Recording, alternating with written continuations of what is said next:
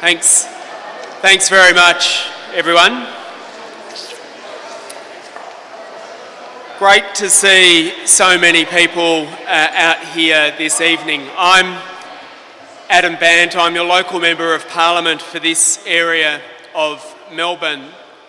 And I want to begin our evening talking about the proposed new terror laws and whether they're a new attack on civil rights by acknowledging the traditional owners of the land, the Wurundjeri, and paying my respect to their elders past and present. Just a little bit about where we are and how tonight is going to work. We want to get out of here by about 8 o'clock tonight, but to make sure that we've got plenty of time for questions along the way. But what we'll do is we'll have some speeches first, and then we'll get into questions and have a proper Q&A, and hopefully all of your questions, including about the details of any of the new proposed laws and where we go from here and how the laws will be applied, will get answered during that time. We've got some food over there if you haven't found it yet, and a bit of drink. Feel free to help yourself to some of that. We've got toilets just here and on the side over there. And we should have an Arabic translator as well. If we've got the interpreter here, can they just stick up their hand if they are here? No? It's here? Okay. Pick down the back. So I think if people are after an interpreter or a translator, we've got the table set up down there. Please join us down there. The new laws that have been announced that we haven't seen yet come in the context of a government that is slowly unfolding more of its agenda through the budget and otherwise. And I feel very strongly that the more that we learn about this government, the more we realise that it is being run by people who do not share modern Australian values. We've got an Attorney-General who wants to send people to prison on the basis of internet laws that he can't explain. We've got an Education Minister who believes that only rich people should be able to go to university, and if you can't get in, surely it's a matter of just arranging a scholarship for your son or your daughter. And we've got a Treasurer who believes that poor people should have to walk to work. And there's it comes as no surprise that the more we find out about this and the more that we realise that the values of these people are different to the values that most of us share, that, of course, as all the polls suggest, if an election were held today, they'd lose and they'd be thrown out, which is quite a feat for a government that is not even a year old. And when governments, especially conservative governments, but when governments find themselves in a situation like that, and rightly on the nose with the Australian people, it's often the case that they'll drag out the old chestnuts of national security and race and religion as a way of perhaps boosting their stocks in the polls and perhaps trying to shift the national debate. And that is, I believe, the context in which we've seen this announcement about new so-called anti-terror laws. We have our Prime Minister urging us all to be part of Team Australia, as if being an Australian citizen and living here isn't enough. I don't remember ever being asked to take a separate test or separate pledge to say that I was part of Team Australia. It's always been presumed that that's the case, given that I'm here, and I think it's outrageous that the same assumption doesn't apply right across the board. When our Prime Minister talks about Team Australia, I suspect he's talking about Team Abbott. And I hope that we have some more opportunity tonight to talk a bit more about that. In these laws, we know that, because the government has told us that there will be proposals that are being drafted that require telecommunication companies to keep metadata information on calls and internet use. And I should say too that when we get to the question time, we've got someone here from Electronic Frontiers Australia who might actually be able to explain what metadata is. We'll send that tape to George Brandis later on. We know that the legislation is likely to effectively reverse the onus of proof by effectively deeming a person guilty of committing an offence if they travel to certain locations overseas. The legislation is also going to make it easier to ban organisations and jail their members based on speech about terrorism. We also know that there are 3 sets of regimes, laws, practices that were there from the so-called War on Terror that had been slated to expire in July 2015 that the government now wants to effectively make permanent. And that includes powers to enable ASIO to question and detain any person, including people who aren't suspected of terrorism, allowing the government to seek control orders to regulate aspects of people's lives, and allowing preventative detention orders which permit someone to be held without arrest or charge in secret detention for up to 14 days. And whenever a government comes out and tells me that we need to, as parliamentarians, sight unseen, sign off on laws that effectively reverse the onus of proof and allow people to be detained even when they're not suspected of having committed an offence, I get very nervous. And when they start talking about it in the context of race and religion, I start to get angry, as I suspect many of the people here do tonight as well. I'll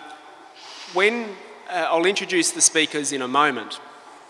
After the speakers, Ellen Sandell, who's down here, do you want to just wave? Who's our state candidate for Melbourne, will run the Q&A. And I'd like you, if you could just hold your questions after the speakers until that Q&A. And during that time, as well as having someone here from Electronic Frontiers Australia, I know we've got Rob Stary, a lawyer, who is here as well, who may also be able to answer some detailed questions about the legislation. And what we'll do is, first of all, if you've got questions about the specifics of how any of these things will work, we'll deal with those and then jump into some broader discussion. The 2 people that we've got for you tonight really are authoritative in their respective areas, and I think you're going to get an enormous amount out of them, as I have already listening to what they've said about these proposals. The first, I'll introduce them both and then ask the first one to come up. The first is Professor Jude McCulloch, who is a Professor of Criminology at Monash University. She's researched and published on the militarisation of policing, counter-terrorism laws, and the politics of security and law and order. And her current research focuses on the increasing tendency for criminal justice countermeasures to preempt crime. And her book, Pre-Crime, Preemption, Precaution and Future Crime, will be published by Routledge in 2015, and she may even sign it for you, if you ask her nicely.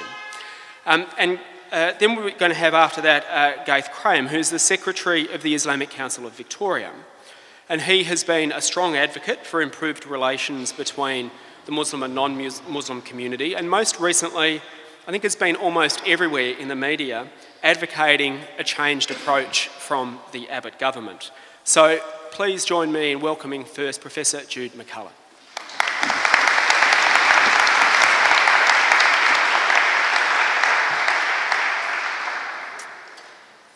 First of all, I want to acknowledge the original owners of this land, the Wurundjeri and Burrong peoples, elders past and present, and pay special respects to any elders that are here tonight. I also want to join with Adam in welcoming you here this evening and thanking you for coming to this important forum. Debate on counter-terrorism and security should be welcomed in a vibrant democracy. I'm also very grateful at this juncture that we're able to discuss national security in a critical way without being running foul of laws that would say that we were supporting terrorism. So open and democratic discussion is very important, but I don't think it's something that we can take for granted. Despite my conviction about the importance of this evening, I hesitated before agreeing to speak. Between 2001 and 2007, when the Howard government was defeated, the Parliament passed 44 pieces of anti-terror or so-called anti-terror legislation, one every 7 weeks. This hyperactivity around security legislation is unmatched in any part of the democratic world. I'm aware that many academic lawyers and criminologists have actually retreated from the field of talking about this because they're exhausted by the many waves of legislation and the inability to remain expert in the area. But I came along anyway because I think it's pretty critically important to talk about these things, and because I think despite all the colour and movement, it's actually a very simple story. And it's that simple story that I intend to tell tonight briefly in 4 parts. The first part of the story is the politics of fear. The second part is the criminalisation of identity. The third part is the national security state. And the fourth part, and hopefully more hopeful part, is about sustainable security and how we can work together to make a more sustainable and secure future, not only for us but for future generations. First of all, to the politics of fear. It is impossible to understand what these laws mean and why they're being pushed for without understanding the politics of fear and security. The security rationale is a fig leaf for the political mileage that can be had from creating a sense of ubiquitous threat. This government and others of its ilk that embrace neoliberalism enthusiastically has nothing to offer on welfare, education and health. Its legitimacies and hopes of re-election hinge substantially on its national security credentials. Budgets, elections and the highest profile political activity have taken on a distinctively khaki hue. If a problem can be militarised, it will be militarised. Despite the winds of austerity, military hardware, even if it's useless and costs billions of dollars, will be purchased. Security intelligence agencies will have their budgets increased, and the PM will take every opportunity to be photographed with the troops and in locations that can be seen as military ones. And the word operation will be tagged in front of as many activities as possible. Security politics represents an upscaling of the law and order politics that have been running at the state level for the past 30 years. The basic dynamic is each side of politics seek to out-tough each other by criminalising ever wider range of activities, mandating harsher punishments and promising more police with more powers. These policies exacerbate rather than address crimes and take a high toll economically and socially, let alone the individuals that are caught up. However, the emotiveness of crime, political manipulation, a strong police union, a complicit media work to marginalise critical voices. The complex story of crime and society is reduced to a simple binary between us and them, between good and evil, the civilised and the barbarian, and the victim and the offender. You are either with the program or with the criminals and against the victims. The law and order frame also provides politicians a coded, safe and widely accepted and deniable way to communicate and manipulate racially and religiously based fears. This is particularly helpful for the conservative side of politics, which relies on such prejudices and resentments to pull a section of the traditional Labor boat. In 2001, Howard achieved what no other federal politician had done previously. He ran a law and order election and branded it national security and national survival. The coalition at this time drew its inspiration from the Northern Territory, which had just won the coalition, or the conservative side of politics had won an election up there by using a law and order campaign but pitching it at people's racially based fears about Indigenous people. The Tampa crisis was manufactured. Asylum seekers didn't throw their children overboard, but the game was won before the jig was up. As Labor Senator John Faulkner mused after the election, the wages of fear are political success. While the cast changes and the location shifts from time to time, the basic premise remains the same.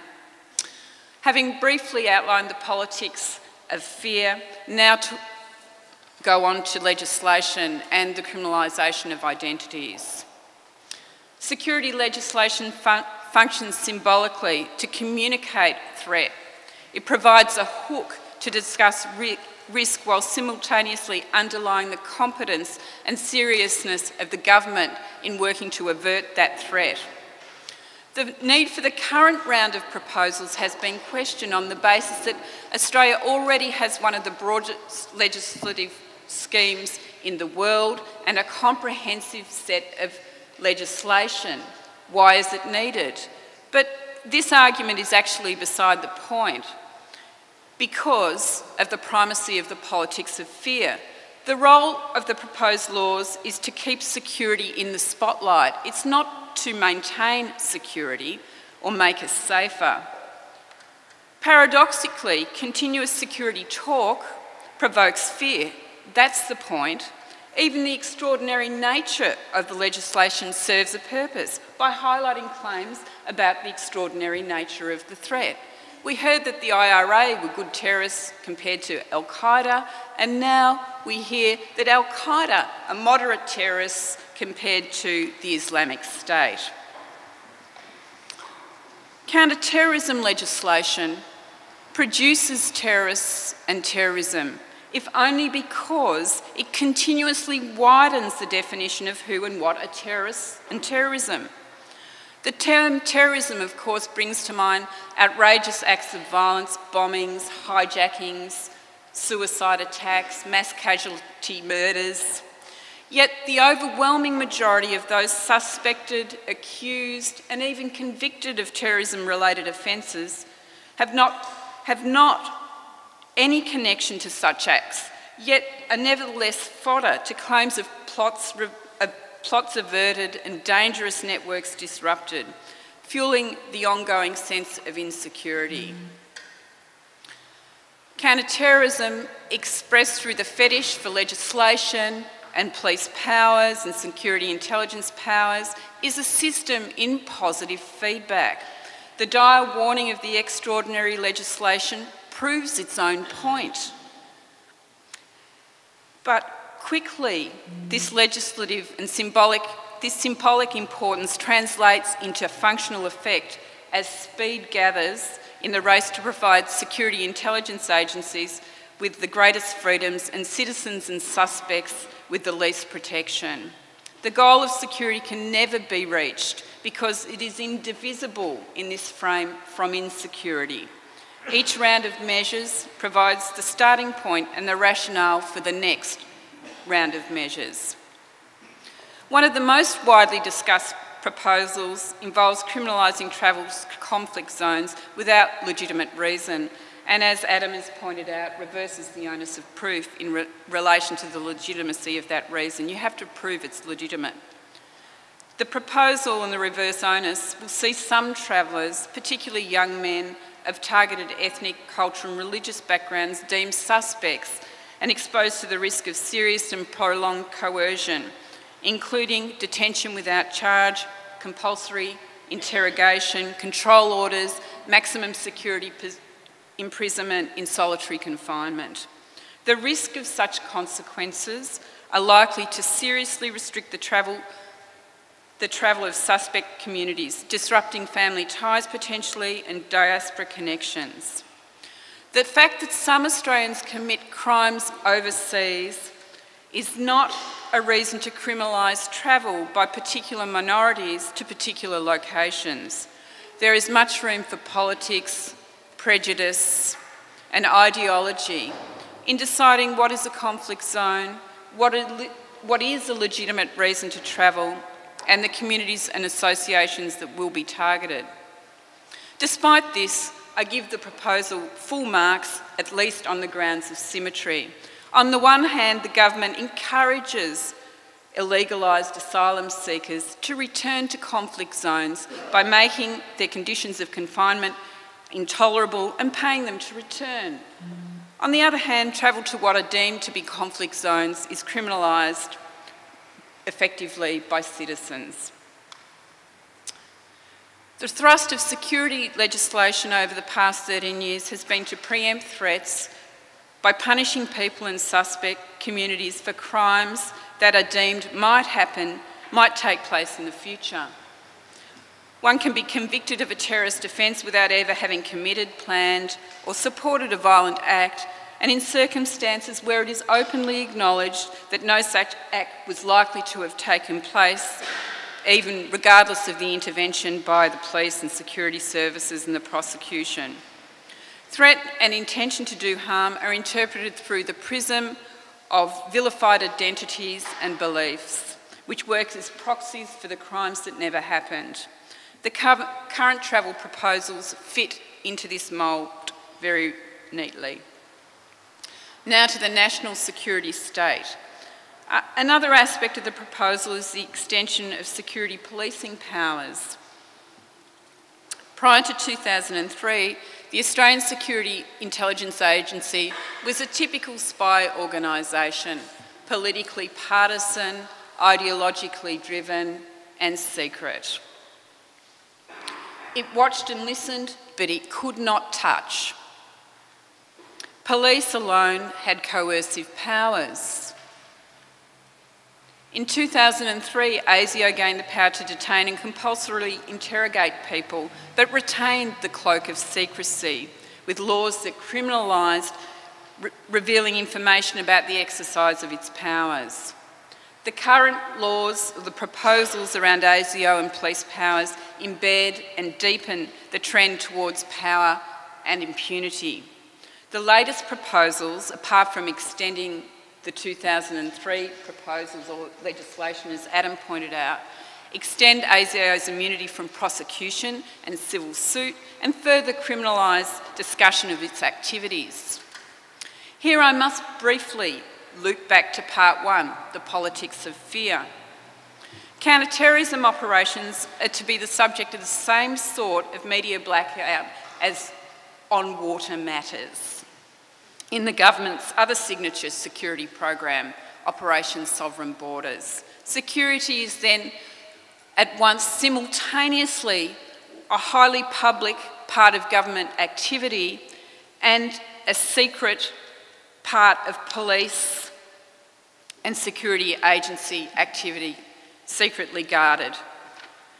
Counter-terrorism is a messy business, highly politicised, and a frequent vehicle for state terror and human rights violations. A messy story is not a good news story. The blank canvas provided by the secrecy demanded by the national security state is the ideal surface on which to project the government's neat security message. Team Australia versus evildoers. Remember Dr. Hanif? The AFP and the government were ultimately caught out misleading the public about Dr. Hanif and his connection to terrorism back in 2007. It was only the diligence of his lawyers and the doggedness of the media, the Australian newspaper mainly, that revealed another messier, less edifying but true story of the innocent doctor's prolonged confinement and his visa cancellation. At the subsequent inquiry into this affair, the AFP Association, concerned that its image as a politically independent police force had been tainted, told that inquiry, to put it bluntly, a terrorist within our midst was perceived to enhance the government's chances of government's strong on national security mantra and thereby increase their electoral chances. Had current proposals been in place, we may never have, and would likely not have, learnt the story of the persecution of an innocent man and the politics that are suspected to have driven it.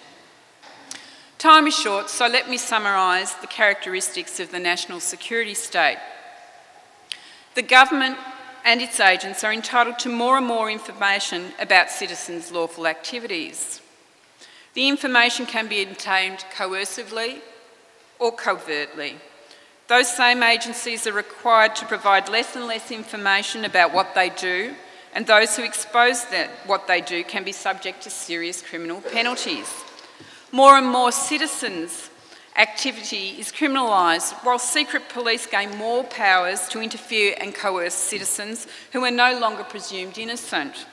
Where secret police overstep even the expanded boundaries of their powers, and in the unlikely event that anyone could extract enough information behind the wall of secrecy to hold them to account, their actions are decriminalised on the basis that we must presume whatever they do is in the interests of national security.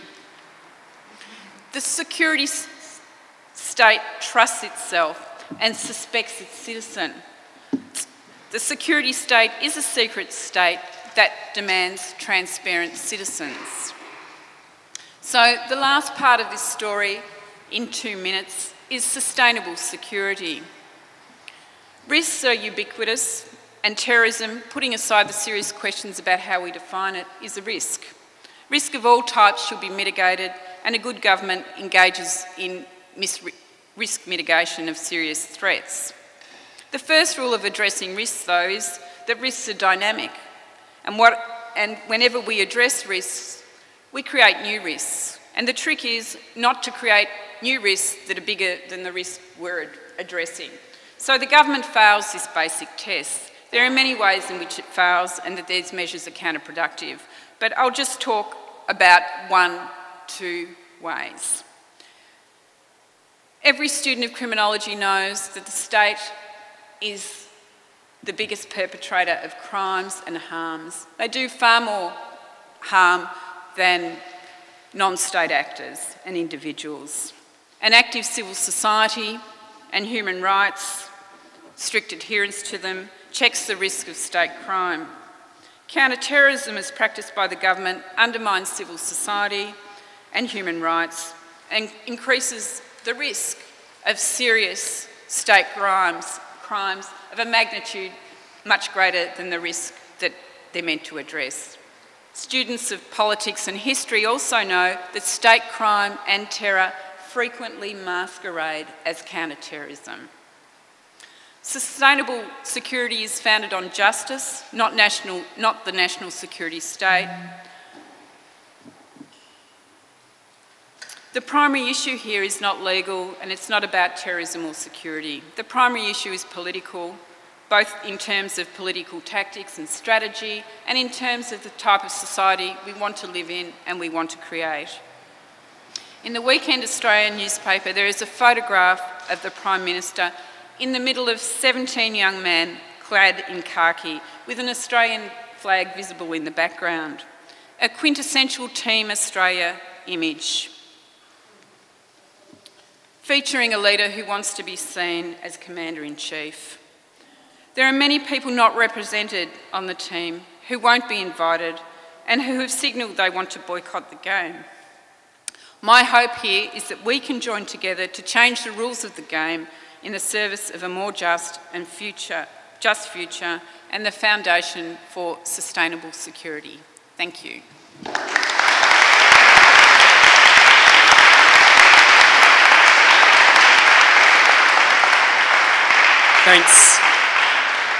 Thanks very much, Jude, and you reminded me that when I did my introductions before, I forgot to say welcome to our friends from ASIO, who are no doubt here somewhere.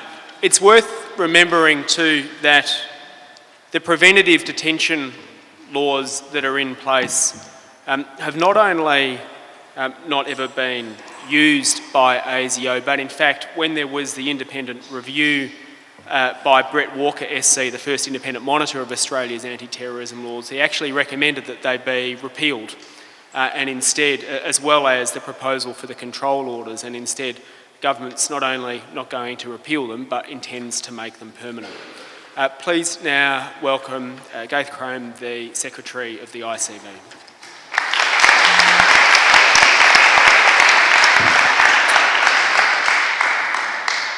Thanks, Adam. I too would like to just acknowledge the traditional owners of the land and their elders past, present and future.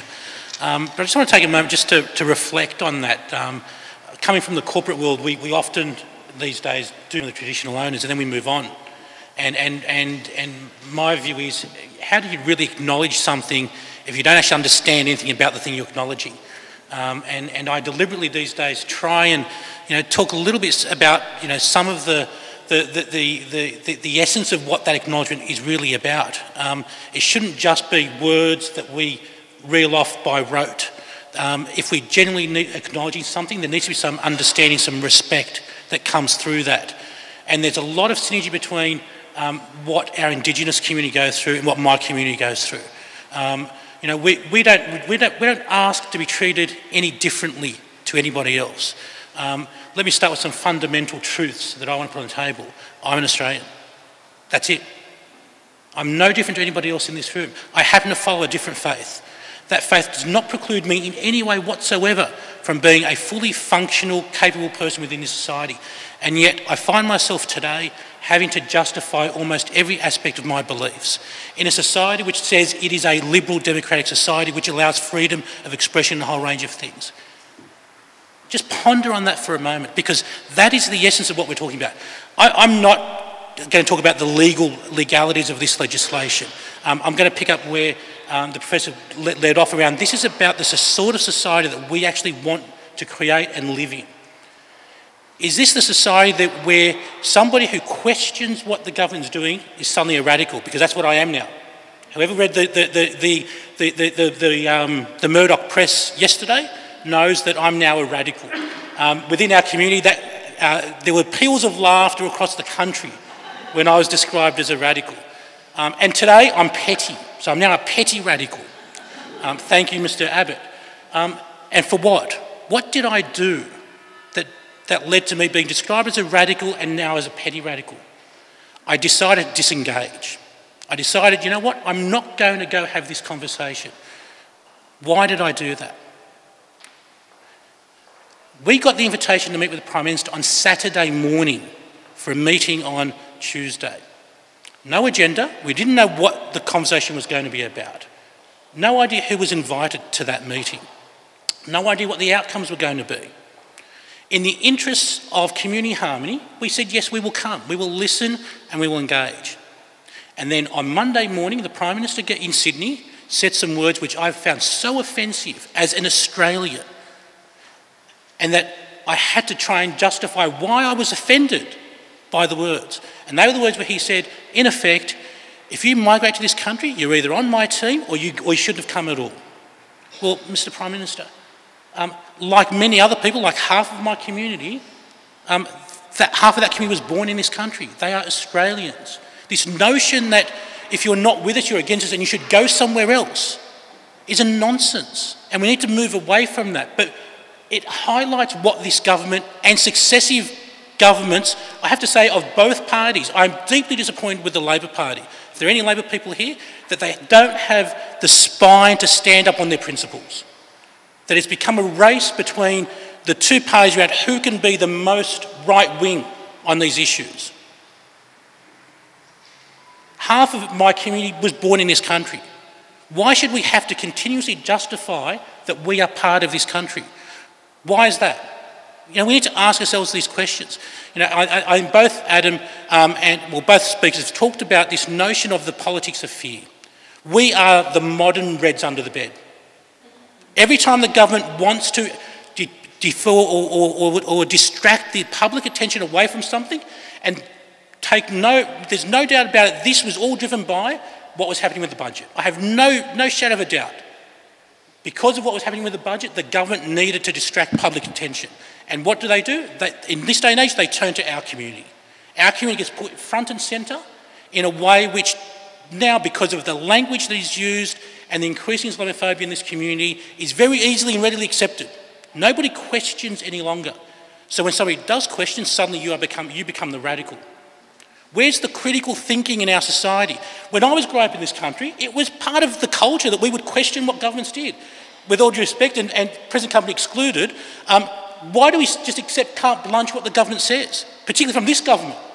The last 12 months certainly doesn't demonstrate that they are very, well, they're perhaps a little bit elastic with the truth. So why do we accept it on this issue? Because we do. There's no questioning whatsoever when it comes to security, Muslims and terrorism. No one whatsoever. The media refuses to engage in the real questions, and the government, what do? They call us names. They call you a radical, they call you petty for not wanting to meet with the Prime Minister. Well, you know, if somebody isn't genuinely interested in what I have to say, and I have absolutely no opportunity to actually influence what they're going to do, why on earth am I going to go meet with them? I'm exercising my right to say, I don't want to meet with you. When you can demonstrate that you're actually interested in what I have to say and that you will do something about it, I'm absolutely free and willing to sit down and talk. But I'm not going to come and just listen to you lecture me like a parent to a child, because that is what is occurring. You know, where is the essence of what Australia used to be? Where's the questioning? Where's the demand that we ask for justification for some things? You know, I was told, I'm not an expert on the legislation, but I was told that if Nelson Mandela was alive today, he would be a terrorist under our laws. Just think about that for a moment. How long did that fight go on for, and is there anybody today who would not consider that fight to be a just fight? And yet under our laws today, he would be considered a terrorist and jailed. How many other people consider themselves doing something similar to what Nelson Mandela did? You don't have to agree with what is happening, but this is about the principles of what our society stands for. The only response from government is to come out from an enforcement perspective. That's their only response. There's nothing around providing a justification of what the last 10 years has happened. You know, we've had these laws in place for the last 10 years. Where is, in the public domain, it may be happening behind closed doors, I don't know, but in the public domain, where is the genuine consideration around how effective those laws have been? Where is the justification for why we need to extend them? What has happened? What's changed? What's changed is we have all these imagery that the press is happy to put out there because it's emotive, and that's what the government is trying to do, play on people's emotions at our expense. Where's the conversation about what is actually driving the behaviour to start off with? Where's the conversation around why do some people feel so alienated in our society that they find themselves susceptible to be influenced to take the actions which are now criminalised overseas? Where is that conversation happening? I don't hear it. I don't hear it anywhere at all. But what I do see is a government that is actually perpetuating a lot of those issues. Make no mistake that the Islamophobia in this community has been consistently on the rise over the last 10 years. No mistake at all. It started generally with the Howard government and the whole Tampa incident. When a government uses events like that to demonise a whole community, and that trend has continued. And we've seen it recently. We've seen the Attorney General go out with comments around everybody has a right to be a bigot. True, but is that the language that we expect of our leaders? Why aren't we demanding a better quality of leadership in this country? Where a leader, a Prime Minister says, if you're not with me, then go away, go elsewhere.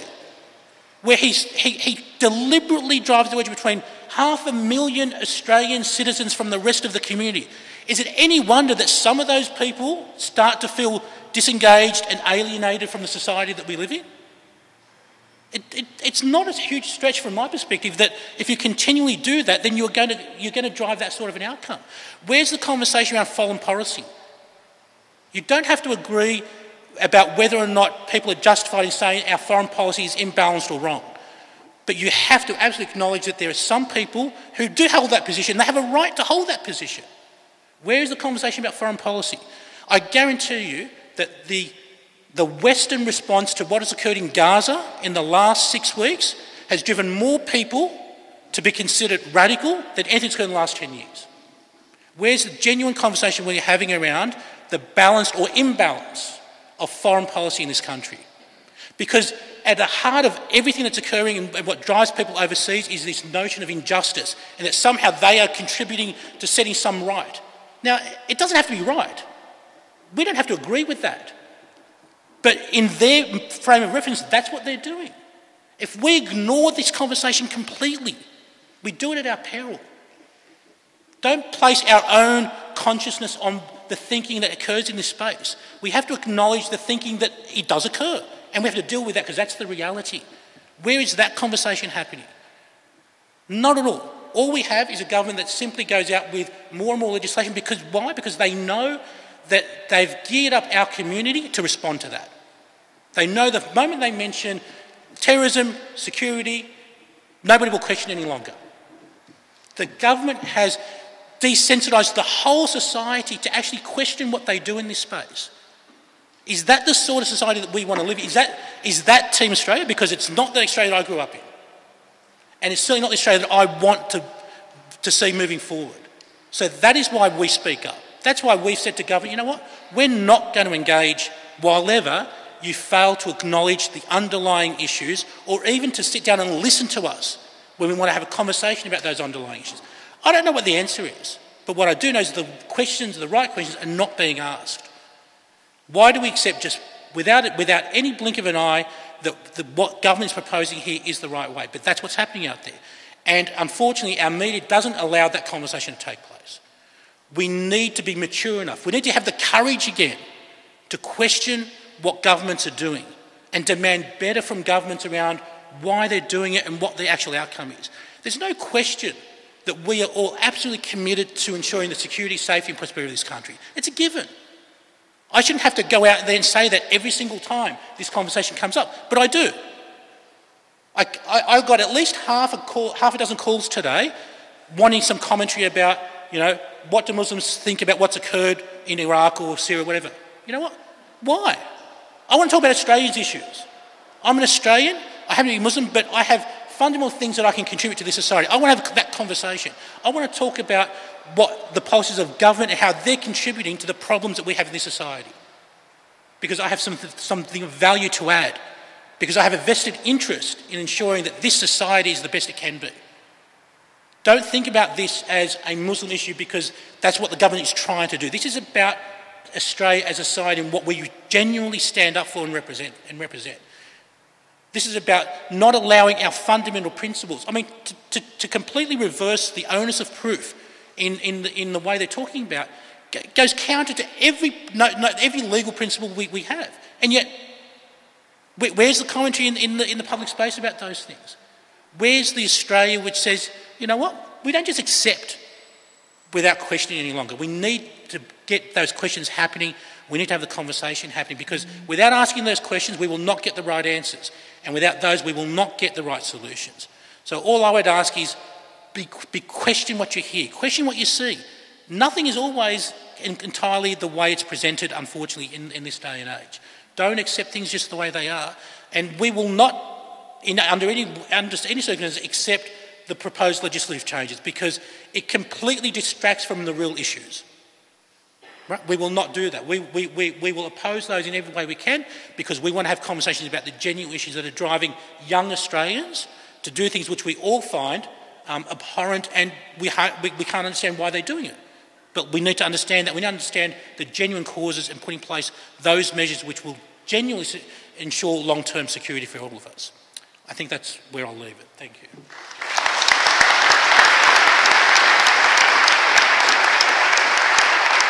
My name's Ellen Sandell. I'm the Greens candidate for the seat of Melbourne in the upcoming state election, and obviously there are some similar issues to this coming up as state election issues, predominantly the new Move On laws that prevent people from peaceful protest here in Victoria. So I think we're seeing an attack on democracy and the right to speak out at a lot of levels of government, which is really, really concerning.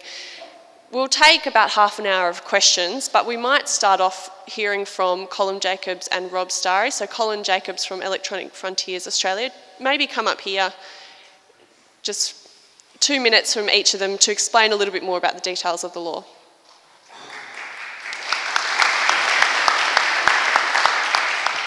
Hi there, I'll be very brief. Yes, I'm from Electronic Frontiers Australia. We've been around for about 20 years now, just a little bit more. And our mission is to protect and advocate for your rights online. And I'm very sad to say that that mission is as relevant and as important today as it ever has been. The more technology becomes involved in our daily lives and the more data is generated, the greater the temptation that appears to give to governments and their agencies, and their appetite for data about us is insatiable. The ratchet always seems to go the one way. There's always a little bit more data that's needed, or a little bit more access, or more coercive powers, and you can see why that is. When the security forces, when the intelligence services knock on a minister's door, that door's going to open. When the police ring the government, that phone call is going to be answered. And each time, they want the same thing, just a little bit more data, a little bit more access. The ratchet keeps turning, and each click of that ratchet is us losing a little bit of our privacy online, is us losing a little bit of our rights. Now, you can't blame them for trying, but we're very worried at the moment. Despite having a parliamentarian like Adam, who can go to Canberra and speak truth to power, and despite having people like Jude and Ghaith, who can so ably prosecute this argument in the public domain, we don't think that that is enough. The only thing that's going to be more persuasive than that knock on the door or that phone call from those who want more access to the data is a dip in the polls. This government needs to know that Australians know what they're up to, that we value our privacy, and that we do not give them permission to start collecting more and more data about each and every one of us. They need to know that there's a political cost to doing that because Australians care about their privacy. The metadata debate that you've been hearing about is largely a red herring. The word metadata is perhaps deliberately used to confuse you. All it means is data. Data about your communications. Data about who you're talking to, when, what about, what you're doing online. The important ways in which technology is involved in our lives mean that that goes to the very heart of our privacy. And it's data about every single one of us. We all use telecommunications. So I would just ask you to check out our Citizens Not Suspects campaign online and lend your voice to our campaign to let the government know that we value our privacy and they're representing us and not those who want to collect data about us. Thank you.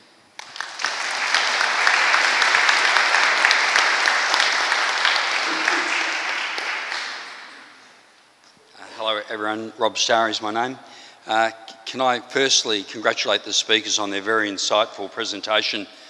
I'm not a member of any political party, but the one person that has remained principled in the Parliament in a voice of opposition to these sorts of laws, of course, has been Adam and his parliamentary colleagues, and the sort of restraint that we need to show in this area has really been epitomised by what Adam's done, so thank you, Adam, for being a voice of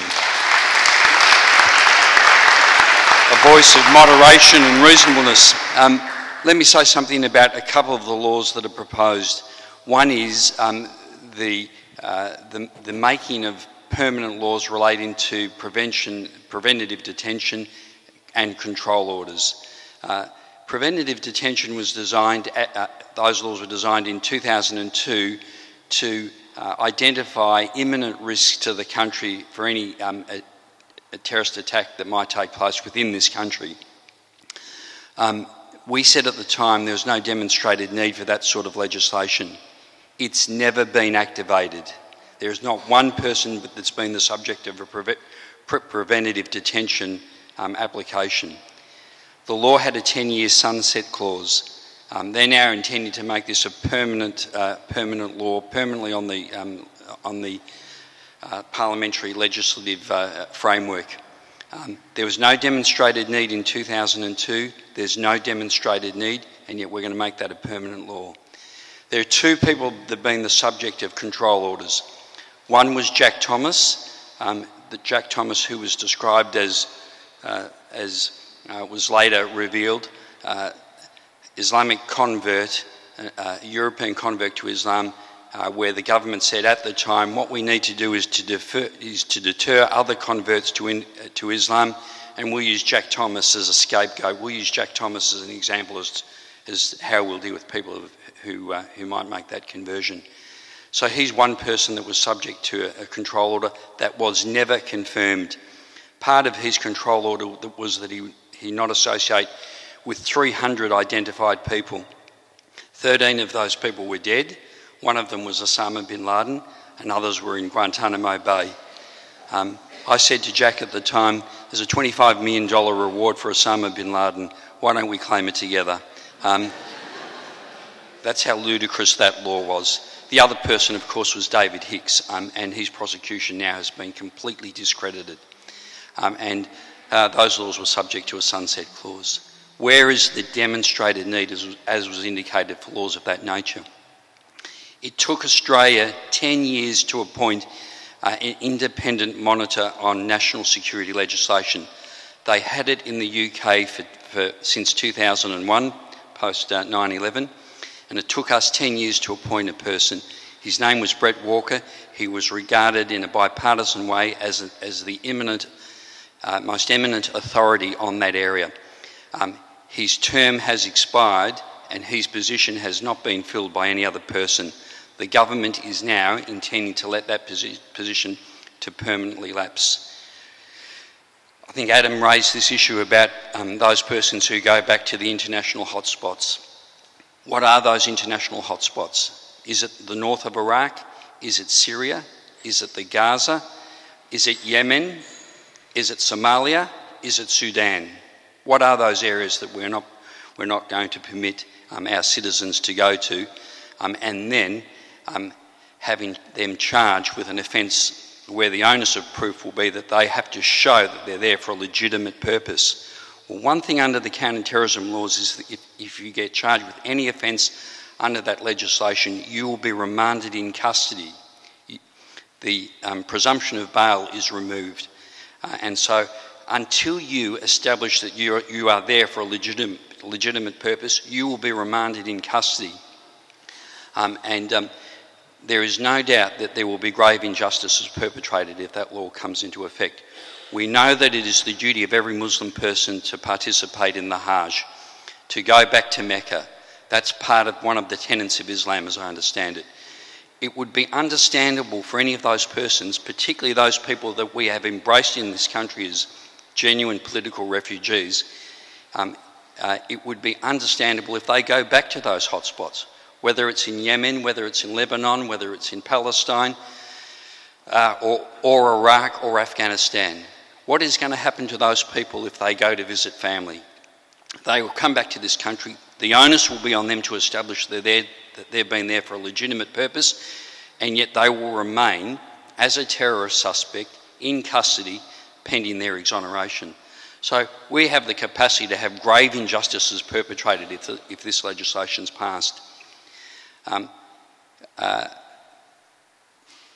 We need to be careful of the indecent haste in which we're embracing this legislation. You'd be excused for being a bit cynical about the political aspects to it all.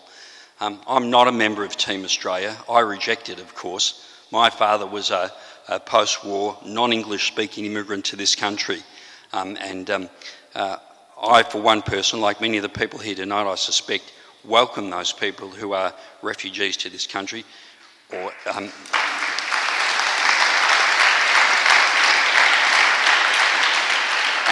And however politicians of the mainstream political parties want to demonise or vilify those people as being described as economic refugees, you know what, I don't care.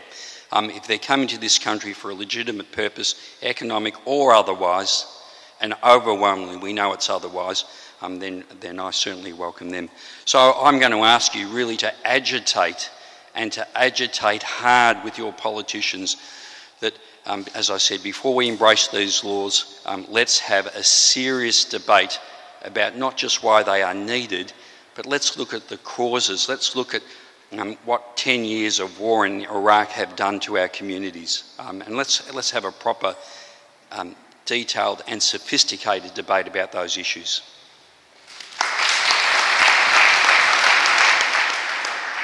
Thanks so much, Rob and Colin. So we'll start off with questions about the specifics of the laws, and obviously Colin and Rob are good people to talk to afterwards as well if you have specific questions about the laws. Does anyone have any of those questions now? G'day. There's been some mention of criminalisation of reporting and journalism on special intelligence operations. Do we have any sort of ideas about what is a special intelligence operation? And it's a very blanket term. Have they dropped that already, or is that still underway? Yeah, so this was reported in The Australian on the weekend. My view is that special intelligence will be anything that they say is special intelligence, because it'll be secret what the criteria are beyond national security. But I think that we've seen during the Howard era, we had the control of information about security matters, and now we're moving to a stricter management of it and more of a blackout about it, and I think it'll be in line with that. But the secrecy provisions around ASIO powers of interrogation are extreme. So if you're interrogated by ASIO, you're not allowed to tell anybody that that has happened. Not your Member of Parliament. Your lawyer will know. If you have a lawyer, you probably will, but not a Member of Parliament, not your family, not a counsellor, not a health professional, and if you do, you're subject to up to 5 years imprisonment. So they're extending the criminalisation of secrecy. So given how harsh it is already, I don't think those provisions have been used. I'm pretty sure they haven't been. But given how broad and harsh those powers are already, and given the political advantage from secrecy, I think it's going to be pretty broad brush.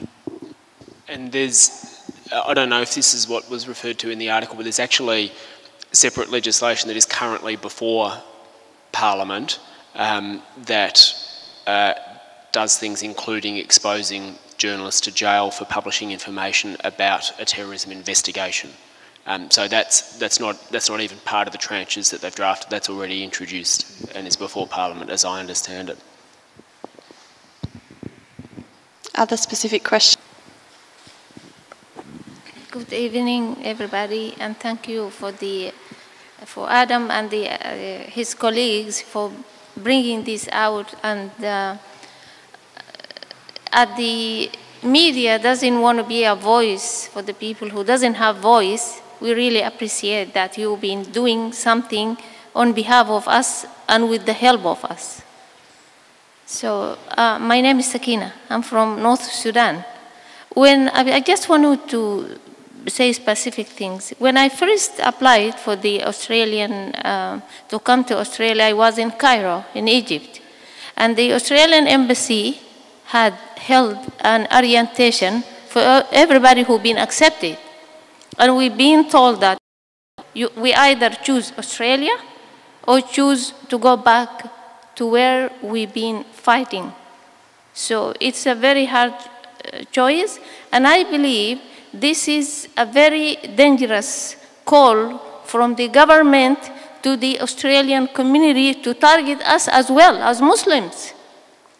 I have a friend who's been walking like 2 months ago in Braybrook, one of Braybrook avenues, with her child, and two guys came in a car, adult guys, and they threw her with a big orange, and they said to her, "Go back home, you stupid Muslim." So we're going to fear. We're going to fear to our security as well. And we're living in a country where they're supposed to make two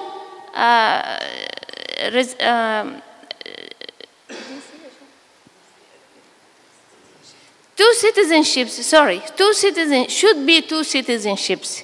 Because I'm here in Australia for more than 15 years, and I still called Sudanese community, Sudanese people. And we've been treated, because these laws, now the new laws is not for every Australian citizen. It's for the Muslim citizen here. So we should be given a different citizenship to be identified and to choose whether to accept it or to reject it. Thank you. Thank you. Thank you. That's a powerful story. There was a man in the red. We'll take a couple of questions at a time, and then we'll put it to the panel. Thank you so much for sharing your story. This is more to Electronic Frontiers.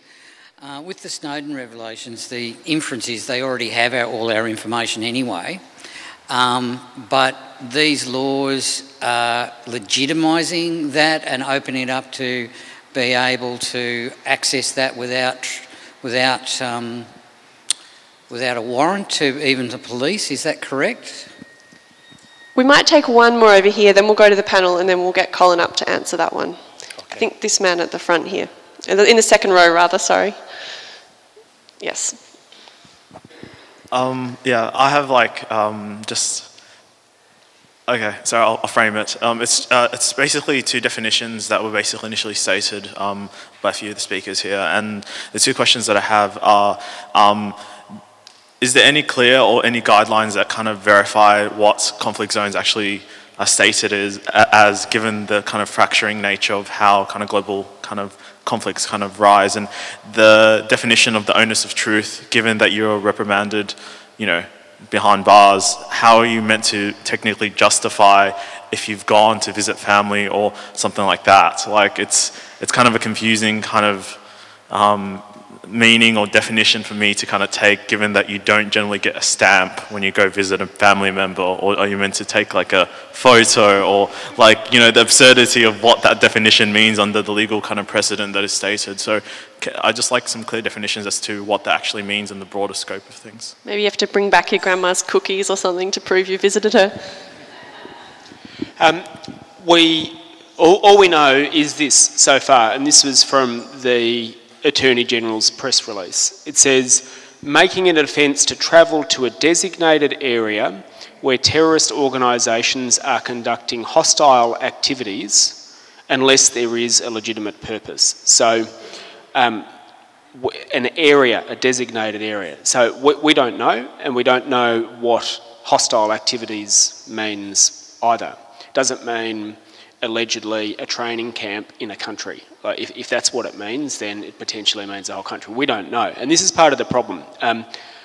The government has said, without making the case, without even saying that the threat level in Australia has changed, said these laws need to be passed urgently, but they haven't yet released a draft of the laws. And so one of our worries is that when Parliament resumes, we are going to be asked to rush this through quickly when it's going back next week and we haven't even seen legislation. So that is a very good question, and another reason why there needs to be, we're not going to be subjected to passing this quickly. I mean, it's bad laws, but we certainly shouldn't be passing it quickly. On the onus of proof question, people have told me of the experience of travelling somewhere back to Horn of Africa or the Middle East, and then arriving back home here in Australia, and 9 times out of 10 getting stopped by customs as they're coming through and being asked to explain what they were doing. Now, a fundamental principle of a democracy and the rule of law should be that it is, if the government thinks you've done something wrong, it should be up to them to prove that you've done something wrong.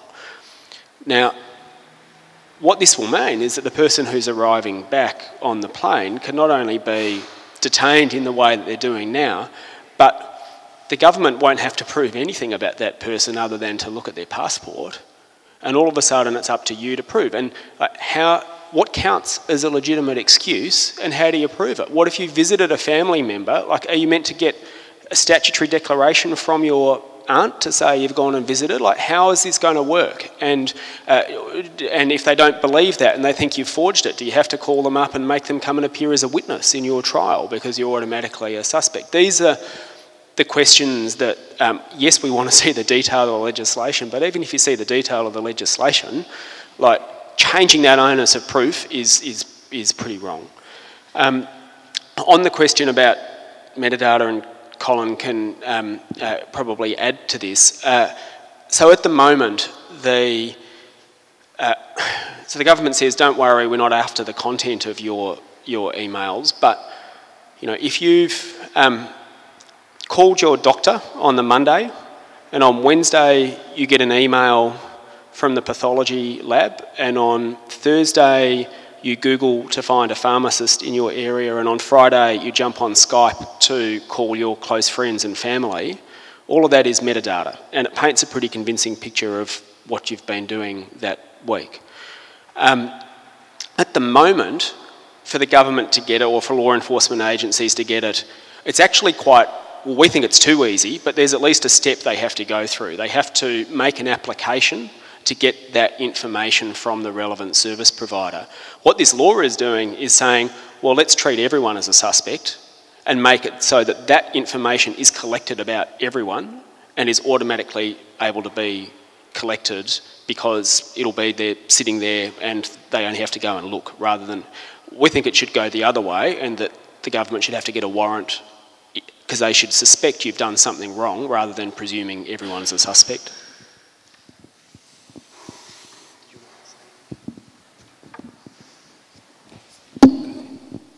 Colin, did you want to add to any of that?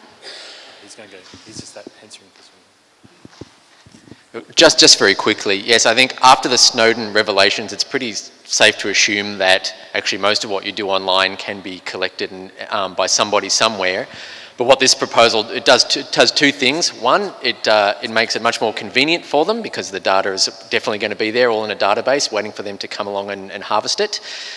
Two, it pushes the cost onto us because the internet service providers and the telcos will have to bear the cost of compliance and pass that on to us. And three, it will mean that more people will be able to access it, more law enforcement agencies will be able to have access to, which obviously they can't get now from the secret NSA databases, wherever they may be, and we'll be able to use that in prosecutions and investigations. So it just lowers the bar for them just that little bit more. We'll take 3 more questions. Hi. The media seems to be propping it up so that it legitimises these laws, and unfortunately a few members of my own community have tended to make comments about it. And I was wondering what your feel is, Adam, about the pulse in the political community and the likelihood of these laws passing, and which aspects of them, you know, the Labor Party and others are favourable to. I think the community, certainly me and others, but got a real boost with the defeat of the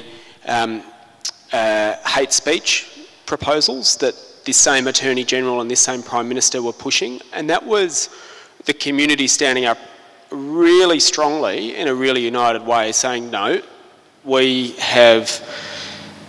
value multiculturalism in Australia and don't you dare try and use this to win votes. And it sent a very clear signal that this government can be forced to back down.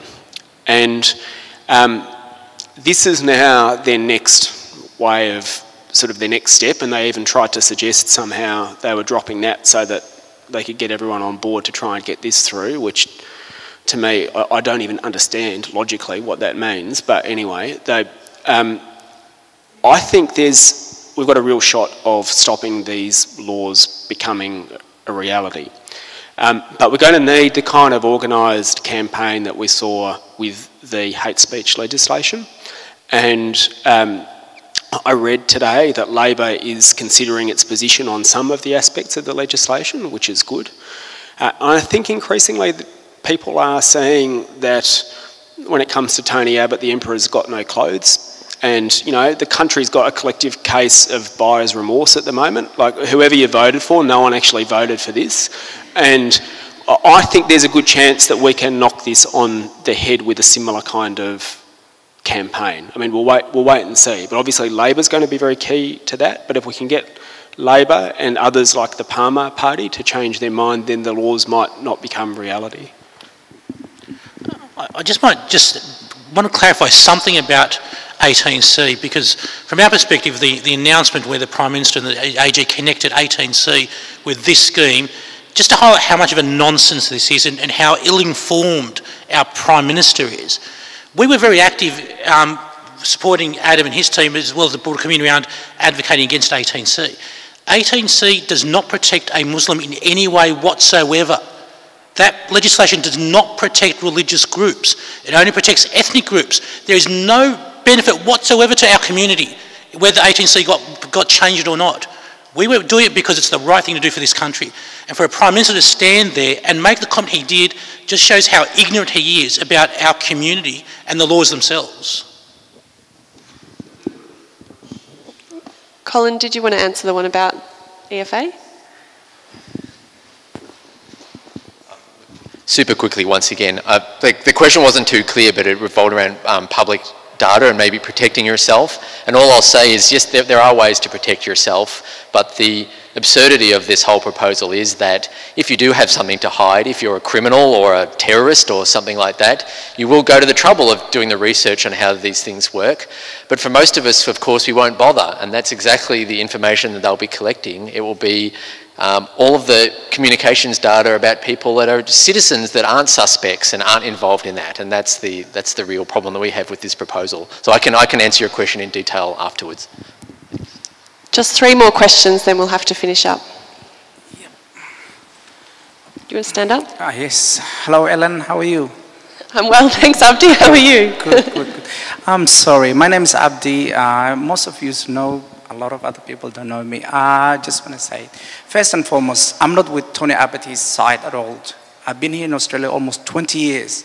I've never heard the word, you either with me or against. This is just something that which I'm quite surprised. I wish to see Tony Abbott himself face to face and say to him that, you know, whatever you say yourself, that is your own personal opinion. But other people have their own opinion also as well. You need to just have, a decent conversation with other people and say, what is actually bothering you first and foremost, then you make a decision from there on. I am Muslim, but I'm not here to hurt anyone at all. I am a Muslim. I'm here to help everyone in this world, whoever needs help. My job is a paramedic. I work anywhere in this world of Australia. Wherever I go, I try to help people. Okay, and if somebody says to me, hey, who are you? I just say, I'm here to help you. Do you need help? Simple. You know, why Tony Abbott, he comes into thanks. I'm just a bit shocked. Tony Abbott came into TV and radio and newspaper in front of and said, hey, I'm an Australian. I want to tell you that you're either with me or you're against. This is totally nonsense. Absolutely, honestly, it is totally nonsense. Do you know what I mean? And if I just want to say to you something. I've said to the last election, that gentleman there sitting named Adam, I told him, next election I want to see you to be the Prime Minister. And he says to me, I wish... Seriously? Thanks, Abdi. Yeah, I told him, I want to see you become the next Prime Minister. He said to me, I hope so one day, that'll be tomorrow. And I said to him, the election was just then, and the other election to come tomorrow. If you become a Prime Minister, I'll come and invite you and we're going to have a cup of tea and talk about what we can do next election. Thanks. We'll take 2 more questions. Can I just squeeze through again? Sorry. Hi. Yeah.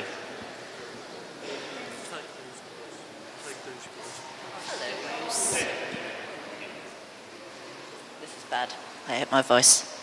Goody.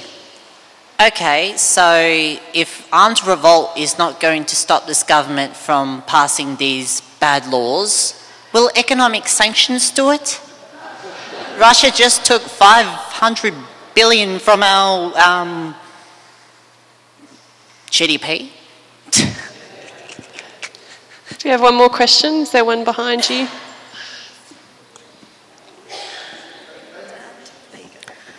Good evening. I have a very brief question for the Secretary of Islamic Council. I remember in the aftermath of 11 September, the Islamic community was going under the same situation it is under now. We were convening meetings after meetings and sending people to Canberra here and there to diffuse the crisis. And we are, after 13 years, back in that square one. I think Now the debate is at better level than the time of Howard. In Howard's era, those 44 pieces of anti-terror law, so-called, were rushed in weeks or months. Now we have some debate going on here and there.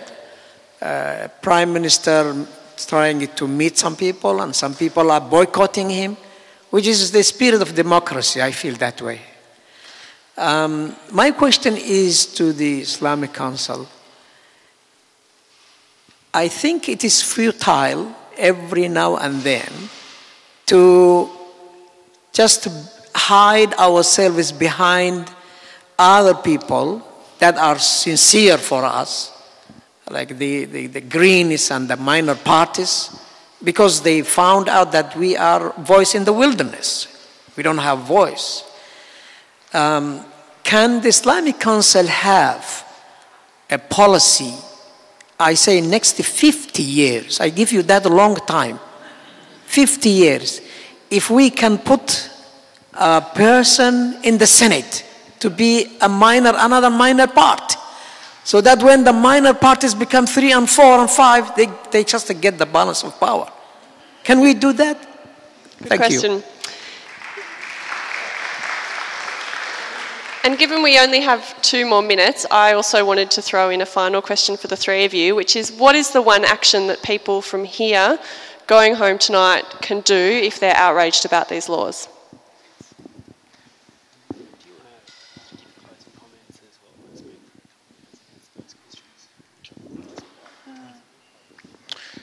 Let me answer the question of the Imam who just asked it.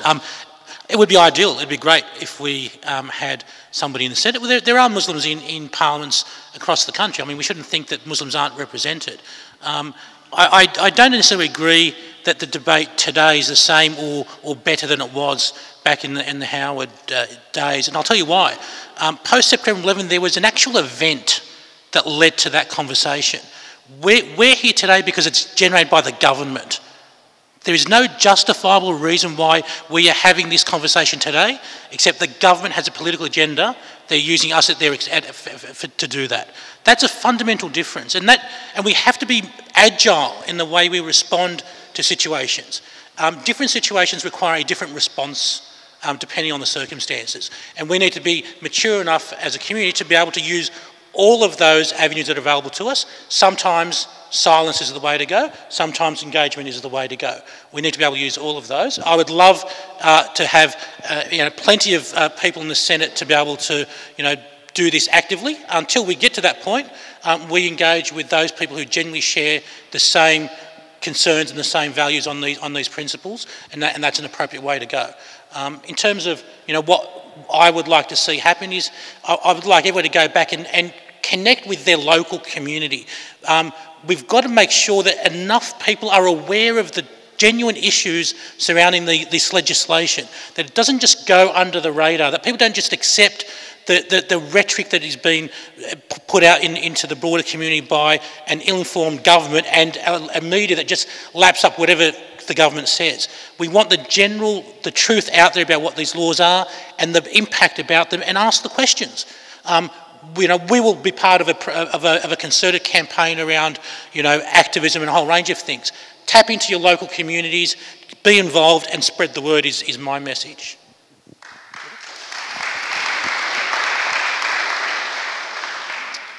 Yeah, well, I'm heartened to be part of such a lively forum where we can express these views and learn from each other. I'm really heartened to hear from Adam that there's a possibility, at least, that some of these laws won't go through. I think they're definitely counterproductive, even if we take on face value the idea that there are crimes being committed by Australians overseas, for example, and that those people could possibly be a risk when they come back. These laws are actually counterproductive in terms of those risks. So, and there's many other parts of this particular package. So it's great to see and hear the political nous and the compassion in the room. I think talk to as many people as you can, get involved in the Get Up campaign, which is citizens, not suspects, which I think is a great two-word summary of the ethos that we need to push. Thank you. Thanks, Ellen. And I just want to conclude and wind up, and I'm sure that many of you want to mill around and have some conversations now, but can I ask you firstly to thank our two panellists. I've learned an enormous amount,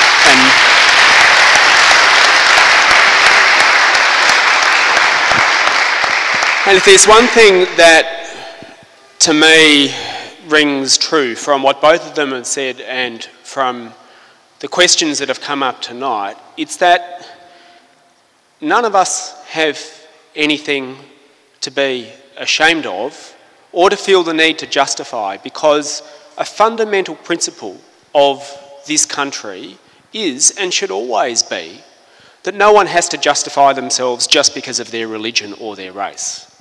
And just because the Prime Minister is doing poorly in the polls and thinks he can win some votes out of it, that does not change that equation.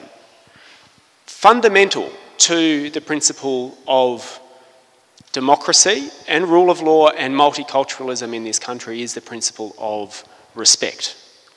And we will not let that be lightly trashed by a Prime Minister and an Attorney General who simply do not share the values, certainly of Melbourne, and I suspect the whole of this country. And so the message that needs to go very, very clearly now back to the government is the same message that tens of thousands of people have been expressing in the streets about the budget, and it's the same message that the communities were sending the Prime Minister and the government about the hate speech laws, and that is, you will not win votes this way. In fact, we will make sure you lose votes if you continue on with this, because that is the way that we will be able to turn these laws around, and that is the way that we will be able to convince people from other parties to vote the correct way and not be caught up in the hysteria. One of the things that I heard a Liberal minister, the state Liberal minister for multiculturalism, say that he's not there anymore, he's a former minister, but he used to say, one of the things I like about Victoria is that there seems to be an unspoken commitment to multiculturalism, and no one has ever yet tried to use race to win votes here in Victoria. And I think we need to make sure now that that holds true. And I think the resistance to these laws politically is going to find a very strong home here. And you know, I expected about a quarter of as many people to turn out tonight, and looking at how many of you there are here says to me that here in Melbourne we will take the fight up to the government because we believe it, and we know in our hearts and from our daily lives that this kind of politics of fear just divides people. But if we here in Melbourne hadn't been so committed to those principles of democracy and openness to everyone who is coming here who wants to share and make this life better, Melbourne would not be as good as it is. And I reckon if the rest of the country was more like Melbourne, it would be a better place. And that's the message that we need to send back. The conversations are critical because the conversations and the activities over the next few weeks will be what changes people's minds, and that is what is going to change the way that our members, the other members of Parliament, vote when this returns. So if you haven't signed up already, I think we got people's emails as it came in, please do, because we're going to organise more events and more ways to ensure that not just my voice as a politician, but that all of your voices are heard as well. And hopefully, if we do our jobs right, we come back here in 2 months' time to have a party to celebrate having defeated these laws. Thank you very much for coming.